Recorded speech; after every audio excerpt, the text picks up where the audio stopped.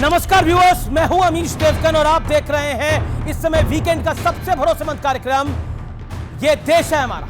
ऐसा क्यों भारतीय जनता पार्टी को लग रहा है कि अगर हिंदुओं की बात हो रही है तो अगर बीजेपी की बात हो रही है, आरएसएस की बात हो रही है तो वो हिंदू की बात है।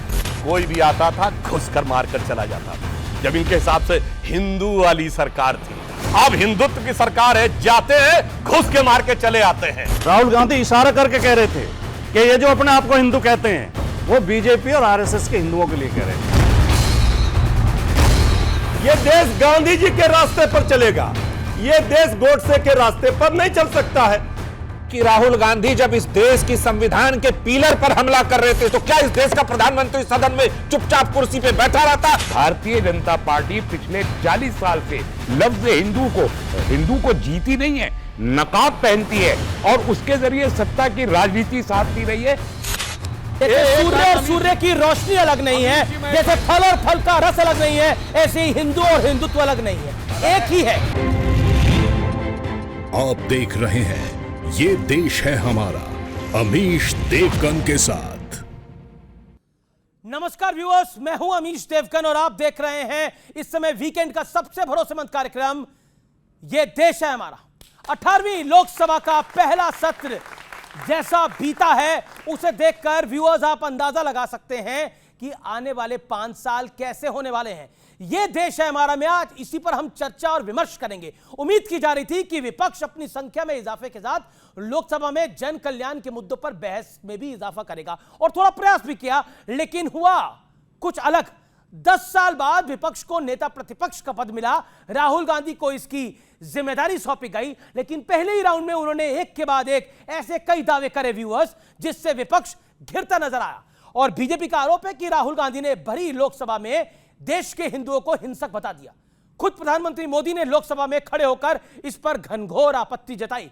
प्रधानमंत्री मोदी ने तो यहां तक पूछ लिया कि राहुल गांधी का बयान क्या किसी सियासी प्रयोग की बड़ी तैयारी है। हालांकि कांग्रेस का दावा है कि राहुल गांधी ने सिर्फ बीजेपी के हिंदुओं को हिंसक बताया है और इस पर क्लैरिफिकेशन भी दी, लेकिन बीते हफ्ते इलाहाबाद हाई कोर्ट से भी एक बहुत बड़ी खबर आई व्यूअर्स, क्योंकि हाई कोर्ट ने एक याचिका पर सुनवाई करते हुए आशंका जताई कि अगर अवैध धर्मांतरण जारी रहा तो जल्द देश में अल्पसंख्यक बहुसंख्यक हो सकते हैं। लेकिन आज का सबसे बड़ा मूल प्रश्न है कि क्या हिंदुओं को आपत्तिजनक टिप्पणी के पीछे वाकई कोई सियासी पॉलिटिकल प्लान है, षड्यंत्र है? आज जनता जनार्दन के बीच इसी मुद्दे पर यह देश है हमारा में होगी सबसे बड़ी चर्चा। अभिनंदन आपका वीकेंड के सबसे भरोसेमंद कार्यक्रम यह देश है हमारा में।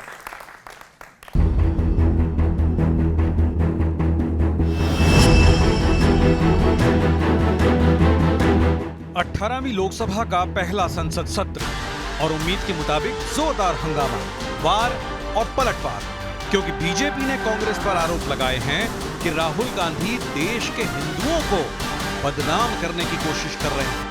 जो लोग अपने आप को हिंदू कहते हैं वो 24 घंटा हिंसा हिंसा हिंसा, नफरत नफरत नफरत। आप हिंदू हो ही नहीं। ये कहां गया? हिंदू हिंसक होते हैं, ये है आपके संस्कार, ये है आपकी नफरत। अब हिंदू समाज को भी सोचना होगा, क्या ये अपमानजनक बयान संयोग है या कोई प्रयोग की तैयारी है? हालांकि विपक्ष का दावा है कि राहुल गांधी केवल बीजेपी के हिंदुओं की बात कर रहे थे। हिंदुओं का अपमान नहीं कर सकते, बहुत स्पष्ट बोला है उन्होंने बीजेपी के बारे में बोला है, उन्होंने बीजेपी के नेताओं के बारे में बोला है। देखिए, राहुल गांधी तो शुरू से हिंदुओं को गाली देते रहे, कभी आतंकवादी कहा, कभी टेररिस्ट कहा, जो मन में हुआ गाली दिया। इस बीच देश के 2 हाई कोर्ट्स ने 2 बड़ी टिप्पणियां की है। इलाहाबाद हाई कोर्ट ने कहा कि अवैध धर्मांतरण बड़े पैमाने पर जारी रहा तो देश की बहुसंख्यक आबादी अल्पसंख्यक हो जाएगी। धर्मांतरण पर रोक लगाने के लिए कोई कठोर कानून बनाए। इस पर अब अगर अविलंब विराम नहीं लगा तो देश के अंदर जो बहुसंख्यक हैं वो अल्पसंख्यक हो जाएंगे और जो तथाकथित अल्पसंख्यक हैं वो बहुसंख्यक हो जाएंगे। जो लोग भी धर्मांतरण का काम कराते हैं वो लोग कुछ ऐसे लोग हैं जो छुपे हुए हैं, मगर अवामी एतबार से ऐसा कोई काम यहाँ पर नहीं हो रहा है धर्मांतरण का। इसके अलावा झारखंड हाईकोर्ट ने कहा कि घुसपैठियों का भारत में प्रवेश रोकना होगा। बांग्लादेशी घुसपैठिए झारखंड की जमीन पर रह रहे हैं। राज्य सरकार को घुसपैठियों की पहचान कर उन्हें वापस भेजना होगा। बांग्लादेश से लोग को यहाँ आना, फिर हमारी जो हमारे ट्राइबल बेटियां हैं उनके साथ फिर शादी करना, फिर यहाँ के लोग, फिर उनके संपत्ति पे नज़र, कुल मिला कह सकते हैं ये देश हित में नहीं। लेकिन आज का सबसे बड़ा सवाल है कि क्या वाकई देश की बहुसंख्यक आबादी के खिलाफ सोचा समझा सियासी प्रयोग हो रहा है? और आज के बहस के बड़े मुद्दे क्या है, क्योंकि यह कार्यक्रम सबसे ज्यादा देखा जाना चाहता है, तो इसलिए पूरी जिम्मेदारी से हम बात करते हैं। क्या वोट बैंक को साधने के लिए हिंदू और हिंदुत्व पर सवाल खड़े करे जा रहे हैं? विपक्ष चुनाव में हारा तो मोदी के खिलाफ एक भ्रमजाल का सहारा लिया जा रहा है, क्योंकि अग्निवीर से लेकर किसानों के ऊपर एक भ्रम फैलाने का प्रयास हुआ और जो कि एक्सपोज भी हुआ बीते एक हफ्ते के अंदर। संसद का पहला सत्र क्या 5 साल की पिक्चर का एक बड़ा ट्रेलर भी है कि सदन अब कैसे चलेगा। मेरे साथ यहां पर जनता जनार्दन है, जोरदार तालियां उनके लिए। मेरे साथ मेरे युवा मित्र हैं और कुछ अनुभवी लोग भी हैं जो अपने धारदार सवाल पूछेंगे। और मेरे साथ एक बड़ा पैनल है इस पर चर्चा करने के लिए। डॉक्टर सुधांशु त्रिवेदी का अभिनंदन करिए, राज्यसभा के मेंबर ऑफ पार्लियामेंट है और बीजेपी के लोकप्रिय प्रवक्ता हैं। राजकुमार भाटिया प्रवक्ता समाजवादी पार्टी के, जोरदार तालियों के साथ उनका अभिनंदन है। मेरे साथ सत्यप्रकाश मिश्रा हैं जो कि नेता हैं, प्रवक्ता हैं, जेडीयू के एनडीए के पार्टनर हैं। मेरे साथ मृत्युंजय तिवारी हैं, इंडिया अलायंस के प्रवक्ता, राष्ट्रीय जनता दल के, बड़े दिनों बाद स्टूडियोज में आ रहे हैं। और तस्लीम रहमानी है, उनका अभिनंदन है, अध्यक्ष एमपीसीआई के, उनका अभिनंदन है। आपकी भी जोरदार तालियों के साथ अभिनंदन है। शुरुआत डॉक्टर सुधांशु त्रिवेदी आपसे कर लेते हैं। सुधांशु जी, बीते 10 दिनों में बहुत कुछ हुआ है। देश में का सदन भी चला है और उस सदन के अंदर नेता प्रतिपक्ष श्री राहुल गांधी जी ने एक बयान भी दिया है, प्रधानमंत्री मोदी ने पलटवार भी किया है, इलाहाबाद हाईकोर्ट की टिप्पणी भी आई है। ऐसा क्यों भारतीय जनता पार्टी को लग रहा है कि अगर हिंदुओं की बात हो रही है, तो अगर बीजेपी की बात हो रही है, आरएसएस की बात हो रही है, तो वो हिंदू की बात है? देखिए राहुल गांधी जी, बीजेपी और आरएसएस तो नहीं है। देखिए, जो राहुल गांधी जी का बयान है वो कोई जाके चेक कर ले, उसमें वर्ड है जो लोग हिंदू हिंदू की बात करते हैं वो हिंसक हैं। उसमें बीजेपी आरएसएस कहीं नहीं बोला। जब प्रधानमंत्री जी ने इस पे आपत्ति दर्ज की तो उसकी सफाई में उन्होंने बोला, यानी उनके दिल के अंदर का जो भाव था बहुत साफ हो गया। देखिए, राहुल गांधी जी नेता प्रतिपक्ष बने हैं, उसके बाद उम्मीद थी कि बड़ी संख्या अगर उनकी विपक्ष में बढ़ के आई है और थर्ड अटेम्प्ट में थर्ड डिजिट नहीं मिला, पर कम से कम नेता प्रतिपक्ष का पद मिल गया, तो कुछ जिम्मेदारी पर 99 तो मिली है। हाँ, वही थर्ड, मतलब जो मैंने पार्लियामेंट में भी बोला था, एक बार बोल देता हूँ। हम लोग यहाँ मोहल्ले में क्या हुआ, उस जमाने में केवल वो आती थी डिवीजन, फर्स्ट सेकंड थर्ड जी। तो एक थर्ड डिवीजन बच्चा पास हुआ, उसके यहाँ बड़ी खुशी थी, और फर्स्ट डिवीजन वाले के यहाँ खुशी नहीं थी। क्यों? क्योंकि तो मेरिट एक्सपेक्ट कर रहा था। तो उसने पूछा, भाई थर्ड डिवीजन वाले तुम इतने खुश क्यों? तो जानते हो उसने क्या बोला? उसने, अरे इनकी तो एक ही डिवीजन है ना, हमारी 3 है, फर्स्ट डिवीजन विद 2 बॉडीगार्ड। तो कांग्रेस की स्थिति इस समय यह है कि वो फर्स्ट डिवीजन विद 2 बॉडीगार्ड्स को लेकर बहुत खुश है। मगर मैं एक बात कहना चाहता हूं, सदन के पटल पे खड़े होकर आप झूठ बोलेंगे। नंबर 1, उन्होंने कहा एमएसपी नहीं दी जा रही है। कृषि मंत्री ने तुरंत खड़े होकर कहा कि एमएसपी 2.5 गुना बढ़ी, और भी लेटेस्ट एमएसपी नहीं दी जा रही जैसा वक्तव्य आप सदन के पटल पे खड़े होकर कैसे हो सकते? दूसरा, उन्होंने कहा अग्निवीर को कोई मुआवजा नहीं मिला। रक्षा मंत्री जी ने खड़े होकर कहा कि 1 करोड़ मुआवजा मिला। उसके बाद उन्होंने फिर वो ट्वीट किया, सेना का क्लैरिफिकेशन आ गया। तीसरा, उन्होंने जो बहुत बड़ा झूठ बोला, जिस पर मैं कहना चाहूंगा, भगवानों की फोटो दिखाई। ये बताइए, वो शंकर जी की फोटो दिखा रहे कि मैं बहुत बड़ा शिव भक्त हूं।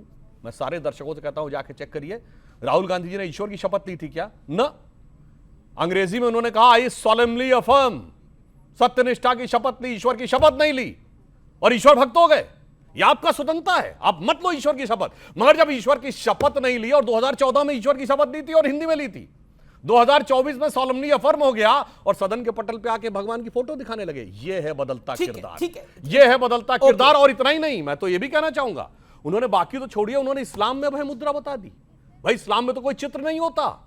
मुझे कोई उलेमा उकराम बताए कि वो उनको इल्म हुआ या फजल हुआ या इहलाम हुआ, और अभी तक किसी मुस्लिम ने कुछ बोला नहीं कि साहब वो अभय मुद्रा कैसे दिखा देंगे। ओके, मेरे साथ तस्लीम रहमानी भी हैं, उनसे भी मैं इस पर राय ले लूंगा। लेकिन देखिए, सुधांशु जी ने बोला कि दो बॉडीगार्ड, यानी कांग्रेस का जो नंबर है वो 2 बॉडीगार्ड का है। तो एक आप बॉडीगार्ड हैं आरजेडी के, एक समाजवादी पार्टी तो बड़ी बॉडी हो गई है 37 सीट्स के साथ, तो वो भी बॉडीगार्ड है, वो भी। लेकिन वो जी, लेकिन प्रश्न ये है कि राजकुमार भाटी प्रधानमंत्री ने बोला कि ये हिंदू को हिंसक बोलना ये एक बड़े प्रयोग की तैयारी है, और सदन के अंदर बोला। क्या कहना चाहते हैं आप?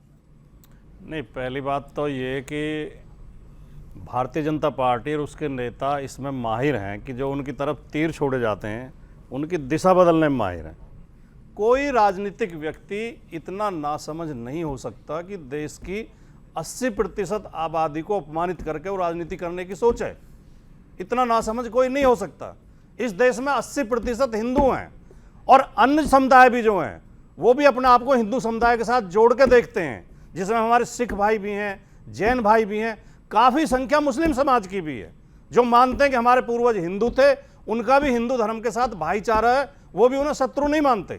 तो कौन राजनीतिक व्यक्ति होगा जो इस तरह की बात, वो स्पष्ट तौर पर कह रहे थे, वो स्पष्ट तौर पर कह रहे थे कि ये बात जो हिंदू की करते हैं, ये जो हिंदू अपने आप को कहते हैं, ये हिंदुओं को हिंसक बना रहे हैं। इशारों को समझ रहा हूं मैं पूरी तरह से। मैं डॉक्टर सुधा, आपका जो इशारा था मैं उन्हीं के पास, सुधांशु त्रिवेदी, इतना ना समझ तो कोई भी नहीं होगा। राजकुमार भाटी ने सही बोली कि 80%। बोलिए आप कंप्लीट कीजिए सर। दूसरी बात ये भी बहुत जरूरी है कहना जी कि हिंदू का नारा देके ये हिंदू के नाम पर मुसलमान से हिंदू को डरा के वोट हासिल करते हैं, लेकिन हिंदुओं का ही हकों की हकमारी करते हैं, हिंदुओं के अधिकारों का हनन करते हैं।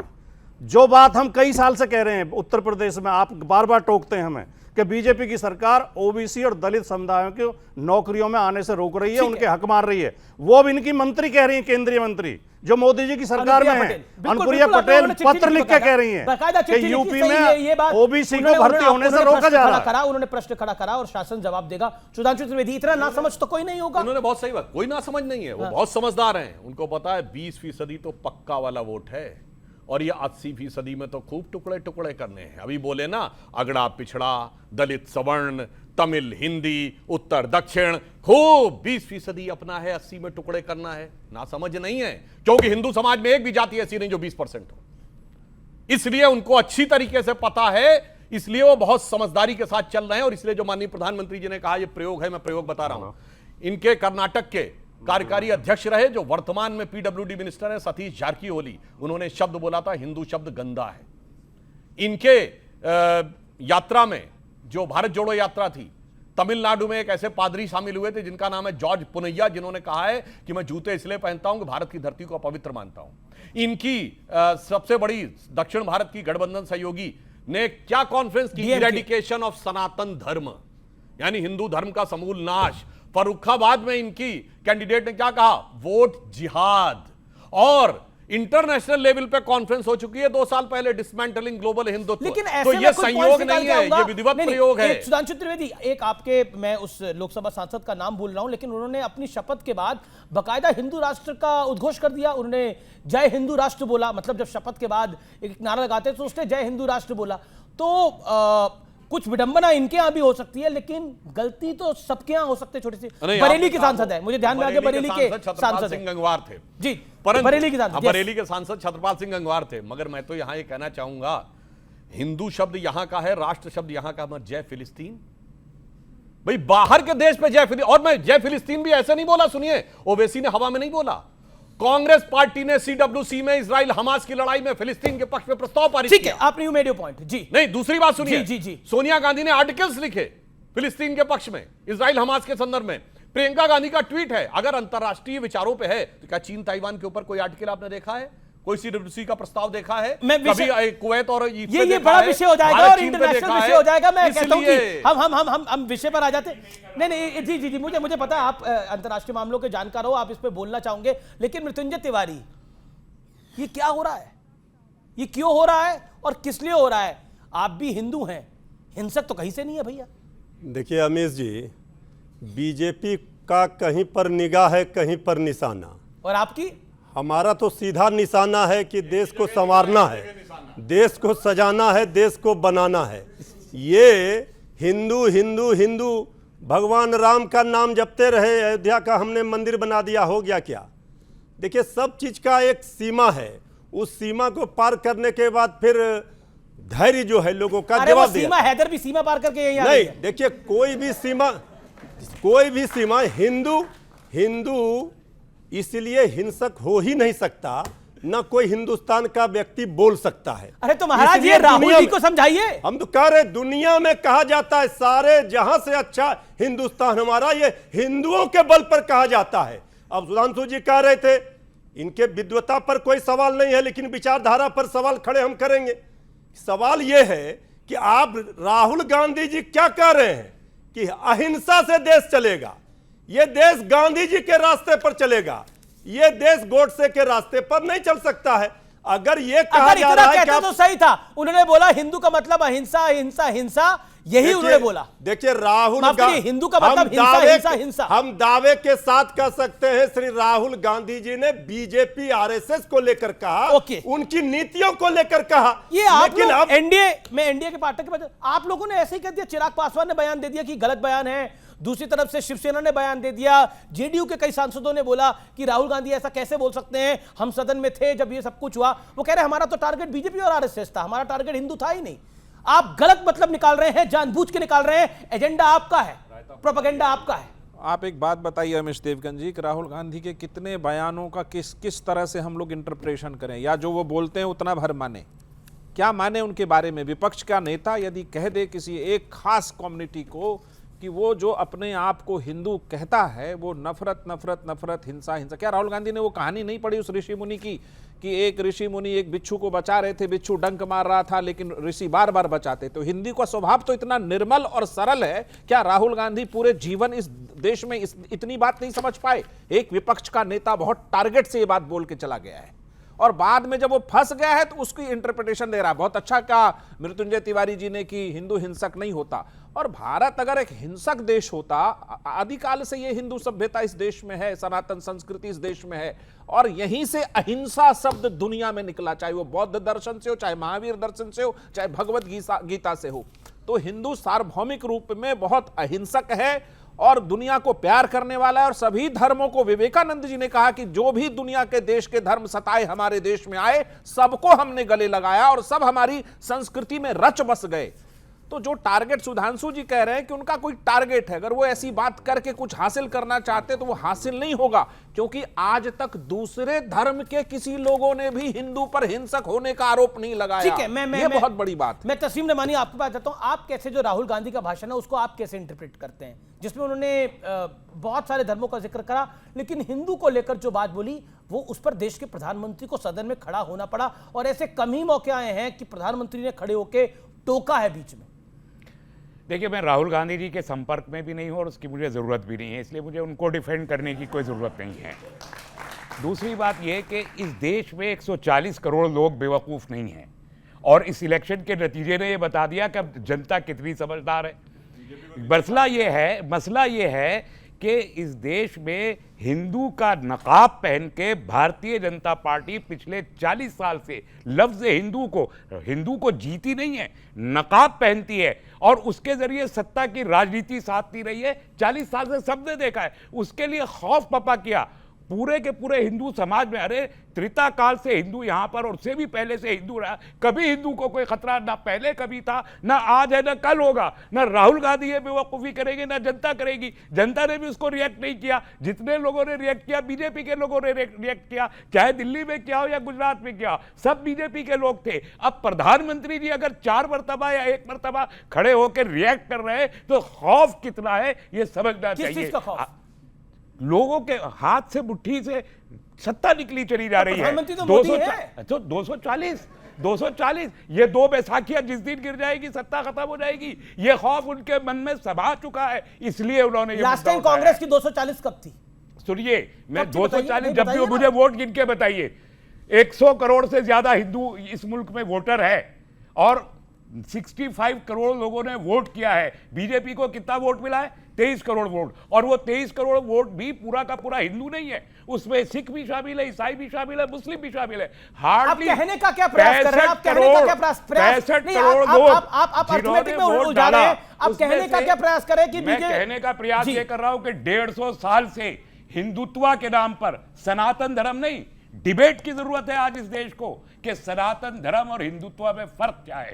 राजीव गांधी को हिंदुत्व का लफ्ज इस्तेमाल करना चाहिए था। हिंदुत्व, राजीव गांधी तो चले गए, राहुल गांधी की बात कर रहे हैं। ओके, सनातन धर्म एक धर्म है और इसके बीच एक डिबेट अब होनी चाहिए। सनातन धर्म मतलब आप कह रहे हैं कि तस्लीम रहमानी कह रहे हैं कि हिंदुत्व और सनातन धर्म के बीच में एक बहस की जरूरत है। ओके, देखिए, अनादिकाल की बात तो छोड़िए, मैं पिछले 100 साल की बात कर रहा हूं।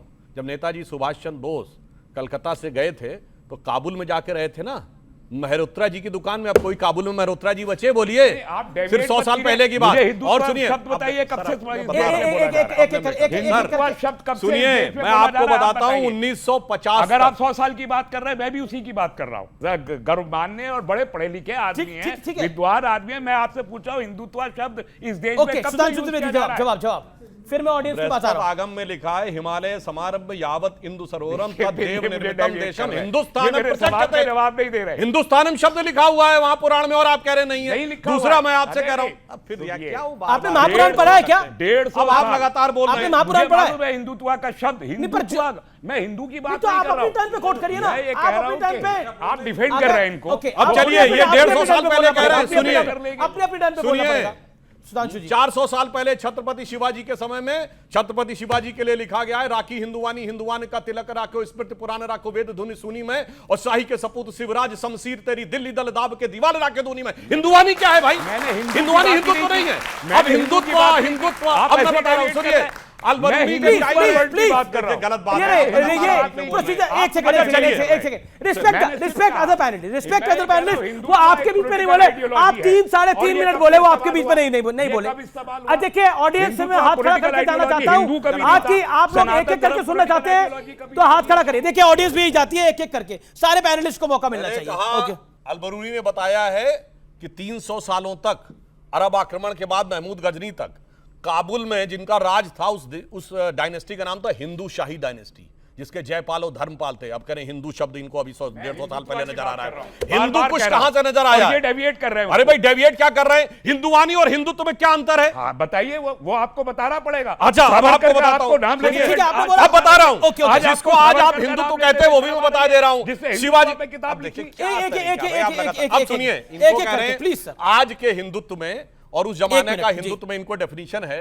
तो मैं ये बता देना चाहता हूं कि वहां ये भी लिखा गया है कि कुंभकर्ण असुर अवतारी औरंगजेब, काशी और प्रयाग में दुहाई फेरी रब की, और तोड़े देवालय शहर मोहल्ले के रे लाखों मुसलमान किए, माला तोड़ी सब की, और काशी करबला होती, मथुरा मदीना होती, शिवाजी ना होते तो सुन्नत होती सबकी। यही तो अब भी कह रहे हैं, काशी मथुरा की बात थी, औरंगजेब जो था वो विलन था, यही तो है। अब कह रहे नहीं नहीं नहीं, डर वर्ड होना चाहिए, इसलिए मैं कह रहा हूं। ये डर बोल रहा है और मैं कई बार इस बात को बोल चुका हूं और मुझे लगता है कि इस बात पे बोलनी चाहिए। जैसे सूर्य और सूर्य की रोशनी अलग नहीं है, जैसे फल और फल का रस अलग नहीं है, ऐसे ही हिंदू और हिंदुत्व अलग नहीं है, एक ही है। ओके, ये पुरुष हैं आप, तो पुरुषत्व है कि नहीं आपके अंदर? पुरुष के अंदर पुरुषत्व है कि नहीं? तो हिंदू के अंदर हिंदुत्व है। हिंदू, देखे, हिंदू और हिंदुत्व में बहुत फर्क है। हिंदू हमारा धर्म है जिसमें हमें गर्व है, हम हिंदू हैं, हम गर्व से कहते हैं कि हम हिंदू हैं। और हिंदू धर्म बहुत शानदार, बहुत उदार, बहुत प्रेम का, मोहब्बत का, भाईचारे का धर्म है। और हिंदुत्व एक राजनीतिक विचारधारा जिसे सावरकर ने दिया नाम। हिंदुत्व किताब उन्होंने लिखी 1930 में जब वो जेल में थे जी। हिंदुत्व शब्द पहली बार सावरकर की किताब हिंदुत्व में आया है। अब हम जो उन्होंने उदाहरण दिए जितने भी, वो सारे हिंदू के दिए। चलिए सर, मैं उसी पर जो कविता पेश कर रहे थे, तो राहुल गांधी ने हिंदुत्व का नाम लिया था या हिंदू का नाम लिया था? इस पर भी क्लैरिफाई दे दीजिए। राहुल गांधी ने जो कोट करा, राहुल गांधी ने जो बोला, मैं बोलता हूं, राहुल गांधी ने बोला जो लोग अपने आप को हिंदू कहते हैं वो 24 घंटे हिंसा हिंसा हिंसा, नफरत नफरत नफरत, आप हिंदू हो ही नहीं। उसमें हिंदुत्व का ही नहीं था। अगर इस परिभाषा से भी आते हैं, इस परिभाषा से भी आते हैं, तो राहुल गांधी ने हिंदुत्व की बात नहीं करी, हिंदू की बात करी। दो वाक्य राहुल गांधी इशारा करके कह रहे थे कि ये जो अपने आप को हिंदू कहते हैं वो बीजेपी और आरएसएस के हिंदुओं के लिए कह रहे थे। ये लोगों को हिंसक बनाने का प्रयास करते हैं। हिंदू को सारे नहीं, ये हो शपथ सकता बड़े है हिंदू हिंदू थे, और तो ईश्वर बीजेपी के नाम आरएसएस के अब नाम। शपथ का जो पूछ रहे हैं, जी। सत्य और निष्ठा के बिना ईश्वर का क्या महत्व है? जहां सत्य और निष्ठा में तो ईश्वर अपना आप है। आप बिना सत्य के ईश्वर को मानते हैं? भैया यही चक्कर जब है। सत्य और निष्ठा है तो ईश्वर की शपथ तो पहले ईश्वर ली थी, कहां काहे लग नहीं रही ली है? अब? सत्यप्रकाश जी की बारी है। काहे सत्यप्रकाश जी, बदल गए? सत्यप्रकाश कितना बदल गया जी, ईमान? राहुल जी वो कह नहीं रहे कितना थे बदल जो गया मोदी जी इंसान समझ नहीं, गए। कितना बदल राहुल जी वो कह नहीं रहे थे जो सुधांशु त्रिवेदी समझ रहे हैं। राहुल जी वो कह नहीं रहे थे जो चिराग पासवान, जेडीयू के कई नेता ललन सिंह समझ रहे हैं। वो कहा ही नहीं था उन्होंने। ये सिर्फ राहुल जी के समर्थक पार्टियों को सिर्फ समझ में आ रहा है कि नहीं राहुल जी वो नहीं कह रहे थे, राहुल जी कुछ और कह रहे थे। इस देश का बच्चा समझ चुका है कि राहुल जी आखिर कह क्या रहे थे, और राहुल जी भी समझ रहे थे कि वो कह क्या रहे थे, क्योंकि वो फंस गए कह के, तो अब वो बहाने बना रहे हैं। अब देखिए क्या है कि राहुल गांधी जी की राजनीति जिस धुरी पर टिकी हुई है और जिस फ्रस्ट्रेशन पर टिकी हुई है कि 3 बार नकार दिए गए हैं, तो वो विपक्ष के नेता के हैसियत के तौर पर कोई चित्र ला करके हिंदू धर्म को अलग अलग ढंग से वो बता भी रहे कि हिंदू डरता नहीं। आखिर वो ये भी बताने की कोशिश कर रहे हैं किसी धार्मिक ग्रुप को कि आपको कोई डराने की कोशिश कर रहा है, जबकि बात ऐसी बिल्कुल नहीं है। संविधानवाद है देश में, तो राहुल गांधी उस समय संविधानवाद कहां भूल गए जब वो हिंदू को पूरे हिंसक बताने लगे। मेरा मानना है कि राहुल गांधी जी को इस बात के लिए सार्वजनिक रूप में माफी मांगनी पड़ेगी। जी मृत्युंजय तिवारी।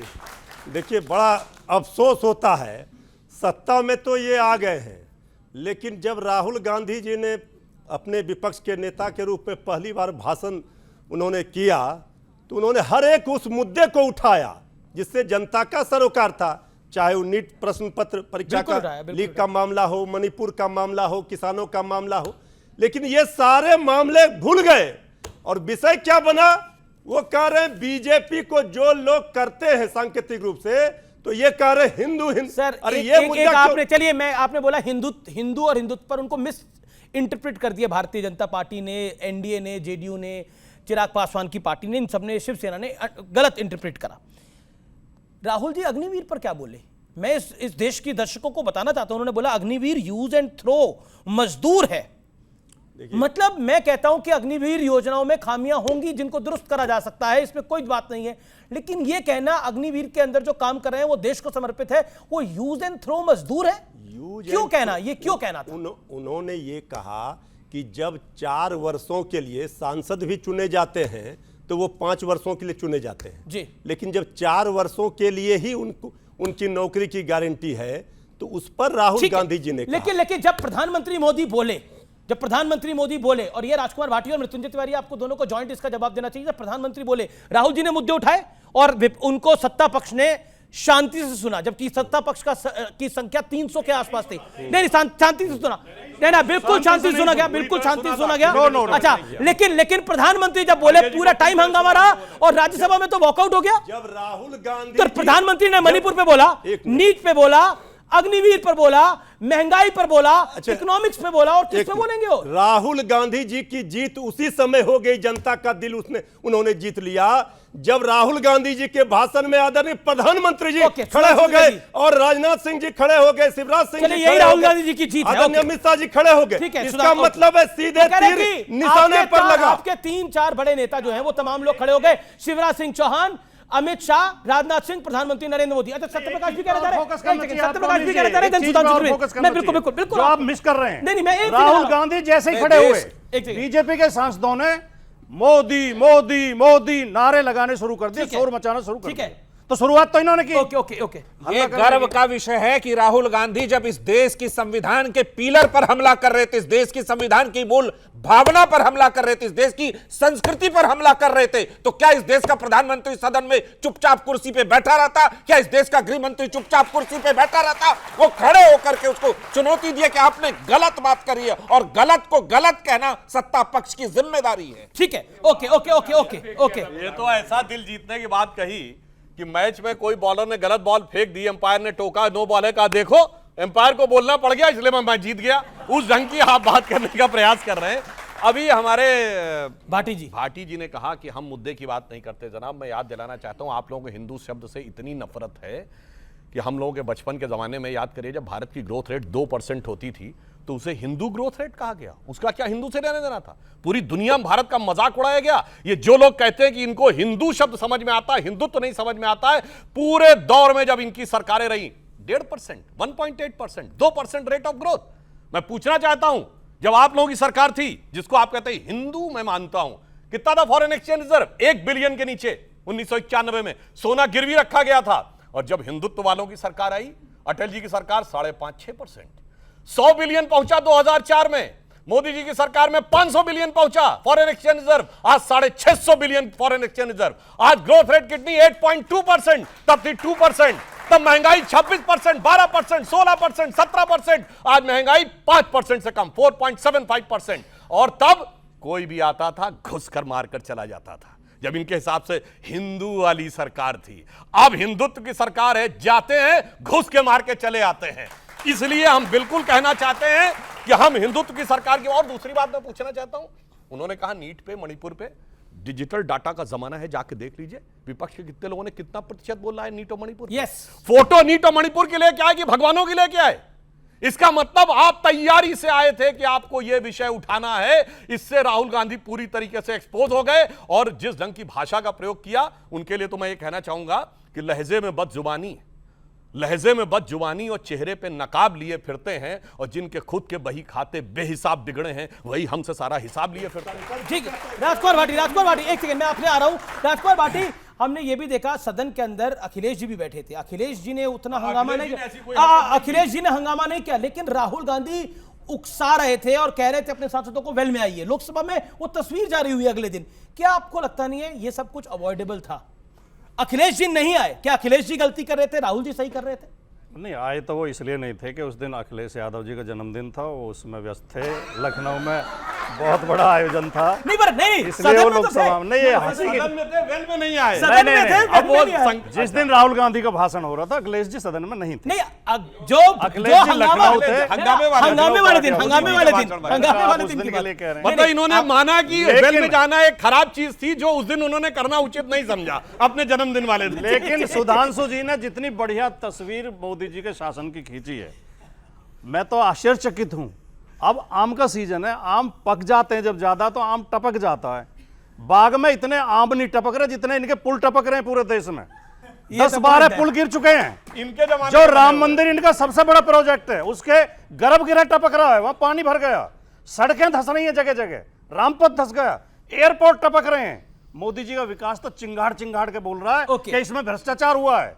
सारे इतना बुरी हालत है, परीक्षाएं लीक हो रही हैं, पर्चे आउट हो रहे हैं, सारे लीकेज का प्रॉब्लम तो है। हाँ, लीकेज मंदिर में भी है और परीक्षा में नहीं, भी। मुझे लगता है मंदिर की लीकेज अलग है और ये एयरपोर्ट की लीकेज अलग है। सरकार है और ये वीक सरकार, ये लीक सरकार, ये बैसाखियों पे टिकी हुई सरकार। सबसे ज्यादा 12 पुल बिहार में गिरे हैं, जिसके जमाने में बताया गया है। अरे साहब, आपकी सरकार है। ये सारे पुल 6 महीने बने थे, सारे पुल 6 महीने बने थे। अच्छा, सारे इसी शासन। हाँ, तो मैं यही कह रहा हूं ना। तो ये बात हो रही है किसके जमाने में बने थे? तेजस्वी जी के पास कौन सा डिपार्टमेंट था?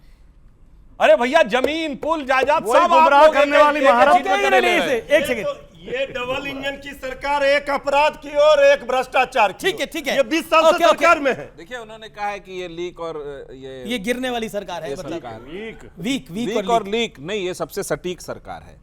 देखिए, जो पुल गिरने की घटना बिहार में हुई, उसकी जांच जारी है। जो भी इसमें दोषी गिरा तो सही पुल ना, नहीं, उसके कारण है, ड्रेजिंग कारण है और डिसिल्टिंग कारण है, जिसको कॉन्ट्रैक्ट में दिया गया। हर चीज का कारण होता है, नहीं इंसान ऊपर भी चले जाता है। देखिए, आप एक बात समझिए, अगर पुल गिरा है तो सरकार उसको बनाएगी भी, और इसको स्वीकार कर नहीं गिर सकता है। अगर किसी की गलती होगी तो गिर सकता है। भ्रष्टाचार हुआ, उसकी जांच हो रही है और दोषियों पे कार्रवाई होगी। लीक से मुझे अचानक याद आ गया, विकी लीक्स में एक बयान आया था राहुल गांधी का, जिसमें वो कह रहे थे अमेरिकी अधिकारियों से कि लश्कर तैयबा से ज्यादा खतरनाक हिंदुओं का एग्रेशन है। वैसे मैं ये नहीं कहता विकीलीक्स में जो लिखा सब कुछ सही है, पर आज तक कांग्रेस पार्टी राहुल गांधी ने उसका खंडन नहीं किया। आपका सवाल क्या है? पॉइंट क्या है? सवाल क्या है? अमीश जी प्लीज माइक मत हटाइएगा। 2 सवाल है, भाटी जी, रहमानी साहब और तिवारी जी। जी। राहुल गांधी नीट पर बात करते हैं, अग्निवीर पर बात करते हैं, महिला के केवल मणिपुर में है, बंगाल की संदेश खाली में महिला नहीं है, दिनाजपुर में महिला नहीं है। और दूसरी बात, आपने भाटी जी अभी कहा कि हिंदू होने पर गर्व है। लेकिन रहमानी जी, भाटी जी और तिवारी जी, सनातन पर जब कोई कीड़ा मकोड़ा बोलता है तो दर्द नहीं होता है, HIV एड्स बोलता है तो दर्द नहीं होता है, तब हम देखते हैं कि विपक्षियों का मुंह जो है सिल जाता है। इसीलिए आपने कहा कि इंडिया को कोई क्यों नहीं सुनता है, इसीलिए नहीं सुनता है क्योंकि कीड़ा मकोड़ा बताने के बाद भी आप लोगों का मुंह सुई धागा से सिला रहता है। राजकुमार भाटी, आपके सवाल का एक सीधा जवाब तो ये है कि हम कभी नहीं बोलते। हम हर धर्म का सम्मान करते हैं, हर जाति का सम्मान करते हैं। जो बोलते हैं वो गलत बोलते हैं, हम उसका समर्थक नहीं है। किसी धर्म के खिलाफ, किसी जाति के खिलाफ टिप्पणी नहीं करनी चाहिए। दूसरे, इसका जो सत्यता है वो ये है कि कुछ कट्टर हिंदू, कट्टर मुसलमान हैं दोनों तरफ, वरना ज्यादा तादाद में इंसान हैं दोनों तरफ जी। दोनों तरफ कुछ खराब लोग हैं, उनका बहिष्कार होना चाहिए, उनकी निंदा होनी चाहिए। जी जी। अच्छा, कट्टर हिंदू दोनों तरफ हैं। ये दागिस्तान में जाके जो चर्चों पे हमला हो गया, वहां भी कट्टर हिंदू हैं। आप करो गुमराह, वहां भी आपका नाम घुमाने का, आप भैया श्रीलंका में चर्च पे हमला हो रहा है, वहां भी हिंदू है। हमास पे जाके हमला हो रहा है, वहां भी हिंदुओं की वजह से हो रहा है। बर्मा में रोहिंग्या वाले में हिंदुओं की वजह से हो रहा है। सुनिए, बोस्निया हर्जेगोविना में हिंदुओं की वजह से हो रहा है, बेल्जियम में हिंदुओं की वजह से हो रहा है। सुनिए, लंदन, मैड्रिड, न्यूयॉर्क में हिंदुओं की वजह से हो रहा है, सिडनी में हो रहा है। ऐसा मत कहिए। 122 लोगों की शहादत हो गई जो भारत के लोग नहीं थे। आप उनकी बात नहीं करेंगे, हाथरस में। आप मुझे बताइए कि उस बाबा को पॉलिटिकल संरक्षण कौन दे रहा है और क्यों दे रहा है? ये जवाब देना, बहुत सारी बातें सामने आ जाएंगी पॉलिटिकल संरक्षण की बात। जो इन्होंने गंभीर बात कही है, रामगोपाल यादव ने बोला कि ऐसे हादसे होते रहते हैं। रामगोपाल यादव ने बोला सभा की, जिसमें भी बोला, मैं तो 122 लोगों की बात कर रहा हूँ। ऐसे हादसे हो जाते हैं। उन्होंने कहा ये षड्यंत्र नहीं है, हादसा है। हादसा, हाँ, उन्होंने बोला हादसे हो जाते हैं। यूपी के मुख्यमंत्री इसे षड्यंत्र बता के अपनी जिम्मेदारी से बचना चाह रहे हैं। नहीं, वो बच सकते हैं ना, रोकने की जिम्मेदारी यूपी सरकार की। मुझे बताइए कि ये जो बाबागिरी इस मुल्क में शुरू हुई है, इसका सनातन धर्म से क्या ताल्लुक है? सीधी सी बात, वो अलग डिबेट है। हम कहते हैं कि बिल्कुल मौलानागिरी भी ऐसी, वो विषय, आपकी बात से मैं सहमत हूं। आपका विषय अलग है, मैं सहमत हूं कि आपका विषय अलग है। ये जो फर्जी बाबा है, इनसे बच के रहना चाहिए। आई एग्री विद यू, आपने एक लेजिटिमेट पॉइंट उठाया है, लेकिन फर्जी बाबा है। लेकिन ऐसे कई फर्जी मौलाना भी है, ऐसे कई फर्जी उलेमा भी घूम रहे हैं। तो मेरा निवेदन है कि हर फर्जी से बचना चाहिए। Okay okay okay okay. अरे पहले देवानंद साहब, नमस्कार। आपका जी जी जी, काफी टाइम के बाद, काफी टाइम के बाद आप आए। अरे सर, देवानंद हमारे स्टूडियो में आए हैं बड़े टाइम बाद। मैं कहना चाहता हूं, कांग्रेस के उससे सवाल है मेरा अपना, कि देखिए जितना भ्रम उतनी सियासत। एक विपक्ष का जो नेता था राहुल गांधी जी, वो नेता है, नेता था नहीं, नेता है सर। मैं तो इसलिए कह रहा हूं कि आने वाले टाइम में पता नहीं ना कि पहले ही दिन सदन में भ्रमित कर दिया उन्होंने लोगों को। भ्रमित किया क्या? अग्निवीर से लेके आपके लेके अपना जितने भी जो थे हमारे मुद्दे थे, उन्होंने गिने थे, और सबने जो सत्ताधारी ने उसको रोका टोका। उसके बाद भी पूरे 140 करोड़ को भ्रमित करके इतना झूठ बोल दिया गया कि आज भी लोग भ्रमित है। और मैं भी भ्रमित हूं सर, मैं भी भ्रमित हूं। अच्छा, मैं भ्रमित हूं। अब मृत्युंजय तिवारी बताइए, भ्रमित है ये? अब इन्होंने वैसे चश्मा भी डाला हुआ है, काला हो सकता है, इन्हें सब धुंधला धुंधला दिखाई दे रहा हो। उनके बातों पर क्या जवाब दिया जाए कि राहुल गांधी जी ने देश के नौजवानों, किसानों, माताओं, बहनों के सवाल उठाए, छात्रों, नौजवानों के सवाल। इसका जवाब आदरणीय प्रधानमंत्री जी 2.5 घंटे के अपने भाषणों में नहीं दे पाए, संतुष्ट नहीं कर पाए सदन को। ये सवाल उठा, अहम सवाल है। सुधांशु जी, प्रधानमंत्री संतुष्ट नहीं कर पाए। ईमानदारी में तो बात बताऊं, भ्रम में देश की जनता नहीं, भ्रम में ये दोनों है। देखिए, कांग्रेस का जो राइज हुआ है वो उन्हीं राज्यों में उन्होंने शानदार सफलता हासिल की जहां सहयोगियों के कंधे के ऊपर चढ़े हैं। प्रधानमंत्री जी ने कहा परजीवी है। उत्तर प्रदेश में 9.3% वोट पाके 6 सीटें पाई हैं उन्होंने।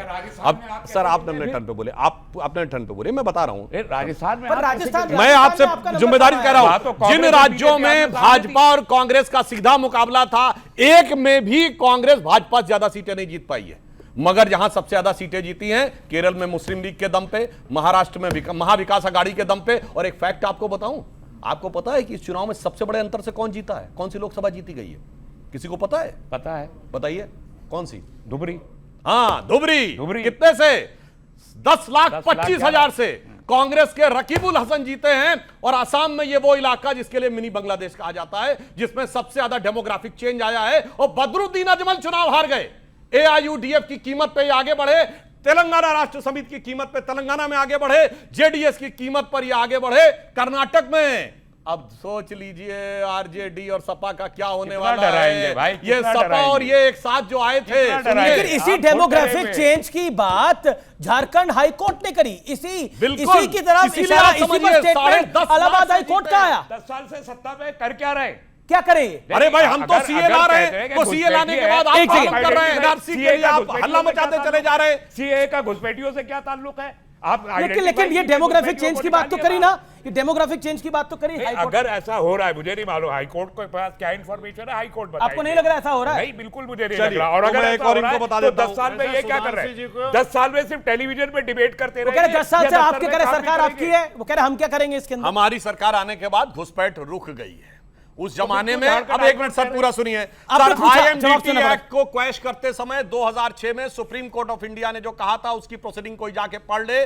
उस समय असम के गवर्नर की रिपोर्ट थी कि पर डे 5000 लोग एंट्री कर रहे हैं, और सुप्रीम कोर्ट ने कहा this Bangladeshi infiltration is about to external aggression over India. क्या ये जो इलाहाबाद हाईकोर्ट की टिप्पणी और झारखंड हाईकोर्ट ने जो बोला, क्या ये वाकई ये विचारणीय विषय है कि अगर डेमोग्राफिक चेंज हिंदुस्तान में हो रहा है, और इलाहाबाद हाईकोर्ट ने तो बहुत आगे निकल गया, उन्होंने तो बोला कि अगर इसी तरह का बदलाव चलता रहा तो बहुसंख्यक अल्पसंख्यक हो जाएगा और अल्पसंख्यक बहुसंख्यक हो जाएगा। देखिए, उच्च न्यायालय की ऐसी टिप्पणी पर थोड़ा गौर करने की बात इसलिए है कि उसके सामने कुछ साक्ष्य होंगे, लेकिन चिंता विशेष करने की जरूरत नहीं है, क्योंकि सरकार इस बात को समझती है और डेमोग्राफी के बदलने का जो पैमाना है इस देश का, उसको सरकार अगर घुसपैठ है तो उसको रोकना है। अब घुसपैठ जो हो चुकी है, जो हो चुका है उसको आप वापस भेज सकते हैं, ऐसा नहीं कि उसको वापस भेज नहीं सकते। आप उसको आइडेंटिफाई, तो बहुत बड़ा विरोध है। नहीं, विरोध है, लेकिन अगर सरकार मुस्तैदी से काम करे तो उसको वापस भेजा जा सकता है।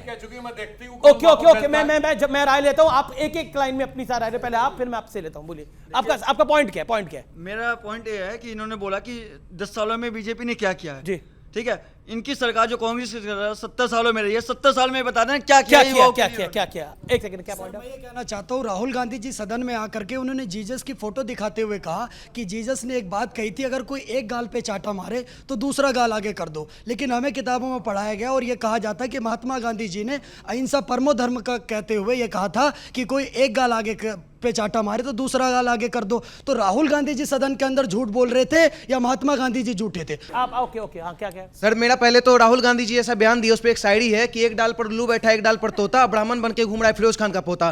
सर, राहुल गांधी जो बयान दे रहे हैं, अभी ये लोग जस्टिफाई कर रहे थे कि हिंदू नहीं बोले थे, बीजेपी बोले थे। इससे पहले बयान दे चुके, इन हिंदुत्ववादियों को बाहर निकालो।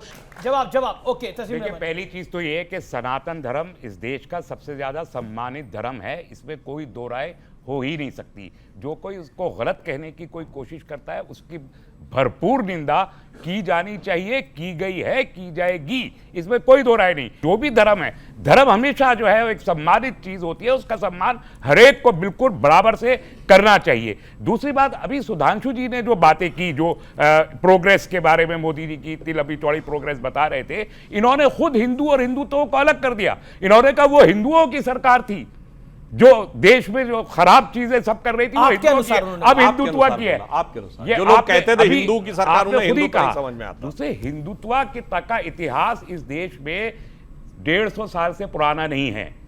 चंदन नाथ बासु ने सबसे पहले हिंदुत्व प्राकृतिक इतिहास के नाम से बंगाली में किताब लिखी थी, उससे पहले हिंदुत्व का शब्द नहीं था। और उसके बाद फौरन बाद बंकिम चंद्र चटर्जी ने, बीसी चटर्जी ने जो कुछ लिखा आनंद भट्ट में, उसको अगर ये बच्चे पढ़ लेंगे तो खुद शर्मिंदा हो जाएंगे कि क्या लिखा गया है उस नॉवेल में। मैं पॉलिटिक्स से हटकर एक बात कहता हूं। देखिए, सनातन यानी हिंदू कॉन्सेप्ट और बाकी में अंतर क्या है? बाकी सब में मानते हैं एक पॉइंट से शुरू हुआ और एक पॉइंट पर रुक गया। सनातन इसलिए कि वो परपीचुइटी में मानता है, चूंकि हम साइक्लिक प्रोसेस मानते हैं, हम कंटिन्यूटी में मानते हैं, इसलिए सनातन है। इसीलिए हमारे यहां काल चक्र बोला गया है।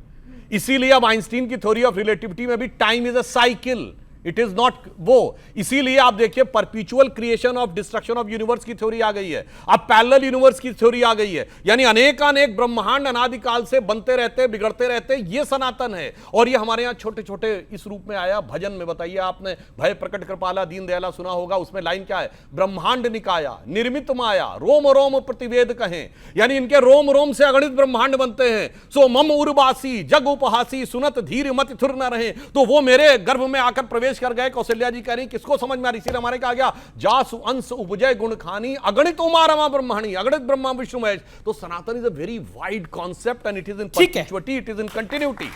ठीक है, मैं विषय पर आ जाता हूं क्योंकि आज के जो दो राय है नहीं इसमें, तो आज के हमारे जो मुद्दे हैं वो है क्या राजकुमार भाटी, संसद का जो पहला सत्र था वो 5 साल की पिक्चर का ट्रेलर भी है एक तरह से।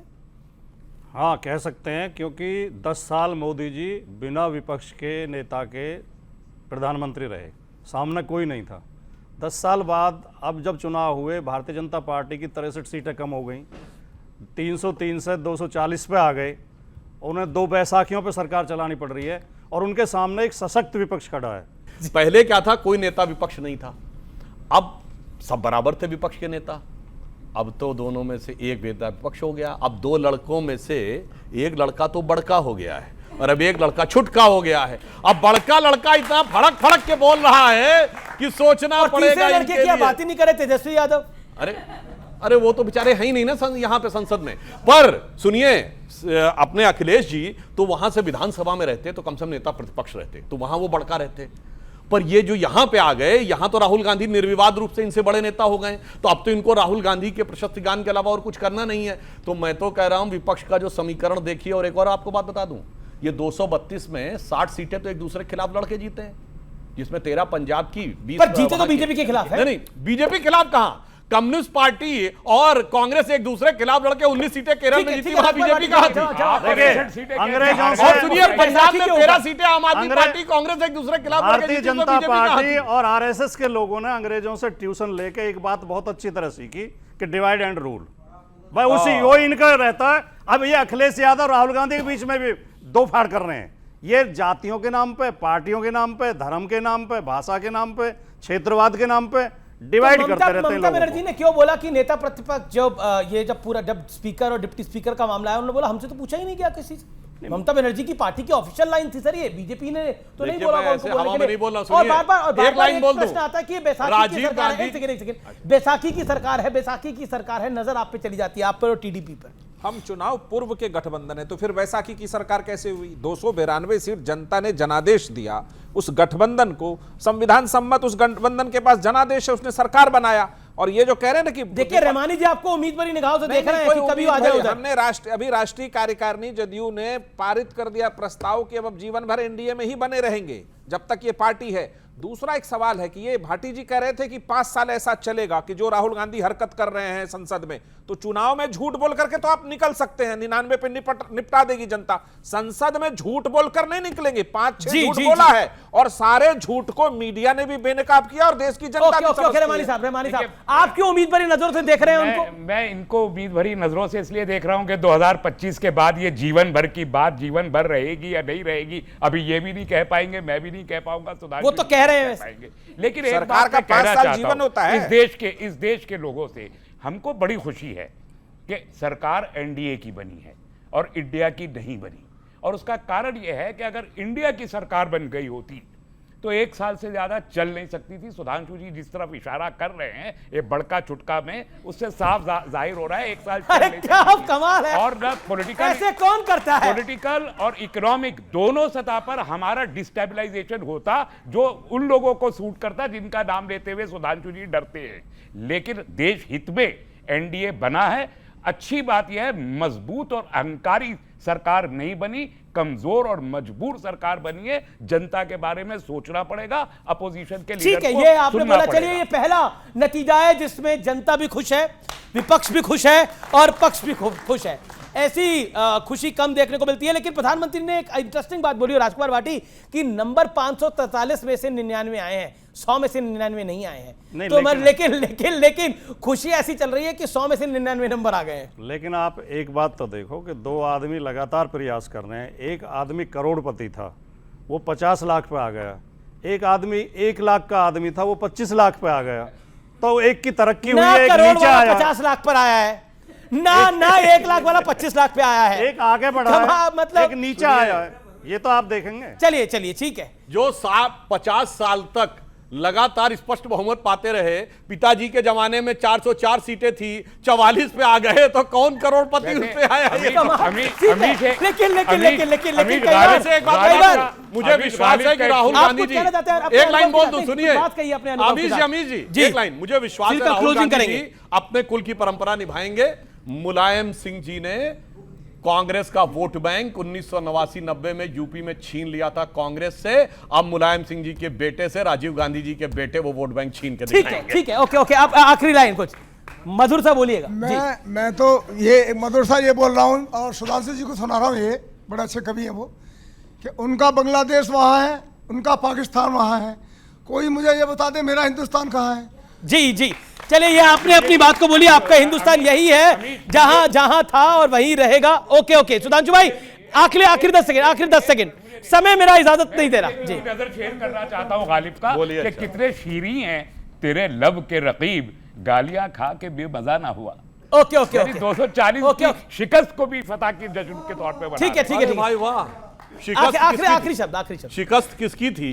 ये बहुत अच्छी तरीके से मैं एक गंभीर बात कहना चाहता हूं। इस चुनाव में एक बात कही गई थी ना कि वो पश्चिम वाले अरब से आए, उनसे वहां से आए, चीन वाले वहां से आए। तो मैं एक लाइन कहना चाहता हूं हमारे देश के लिए कि यवन को दिया दया का दान, यानी वेस्ट को, चीन को मिली धर्म की दृष्टि, मिला था स्वर्ण भूमि को, रत्नशील की सिंघल को भी सृष्टि, किसी का हमने छीना नहीं, प्रकृति का रहा पालना यही, हमारी जन्मभूमि थी यही, कहीं से हम आए थे नहीं। ओके, बहुत बहुत शुक्रिया आपका इस मंच पे आने के लिए, अपनी बातों को रखने के लिए। तो ये थी आज की चर्चा।